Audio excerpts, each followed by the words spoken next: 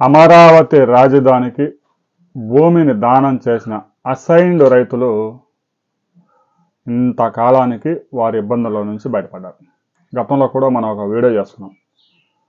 ఎవరైతే అసైన్డ్ భూములు సిఆర్డిఏకి ఇచ్చారో వారికి రిటర్నబుల్ ఫ్లాట్స్ సిఆర్డిఏ ఇచ్చింది.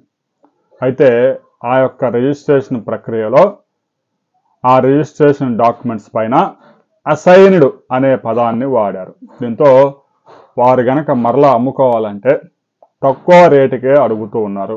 చాలామంది కొనుగోలు చేయడానికి ముందుకు రావడం లేదు.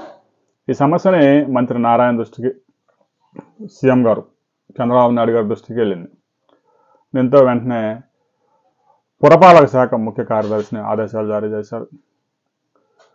రిజిస్ట్రేషన్ పత్రాల్లో అసైన్డ్ అనే పదాన్ని తొలగించాల్సిందిగా ఆదేశాలు జారీ చేశారు. జీవో కూడా వచ్చేసింది. ఇక ఇబ్బంది లేదు. ఇక నుంచి ఎవరైతే రిజిస్ట్రేషన్లు కొత్తగా అమ్ముకోబోతా ఉన్నారో కొనుగోలు చేసిన వారి రిజిస్ట్రేషన్ డాక్యుమెంట్స్లో అసైన్డ్ అనే పదమే ఉండదు. మామూలుగా భూములు ఎలాగైతే వారసత్వంగా వచ్చిన భూములు రాజధానికి ఇచ్చారో అదేవిధంగా అసైన్డ్ రైతులకు కూడా మేలు జరిగింది. అసైన్డ్ అనే ఒక పదం వాడడం వల్ల వారికి వచ్చిన రిటర్నబుల్ ఫ్లాట్స్ గజానికి 5,000 నుంచి 10,000 రూపాయలు తక్కువకి అమ్ముకోవాల్సి వచ్చింది. ఎట్టకేలకు కూటమి ప్రభుత్వం నాళ్ళకి స్పందించింది. వెంటనే వారికి న్యాయం చేయాలనే ఆదేశాలు కూడా జారీ అయ్యాయి, అమల్లో కూడా వచ్చింది.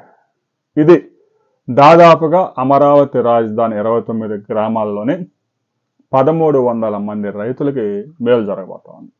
ఆ రైతులకు వచ్చిన రిటర్నబుల్ ఫ్లాట్స్ వాల్యూ ఒక్కసారిగా 30% పెరగబోతా ఉంది.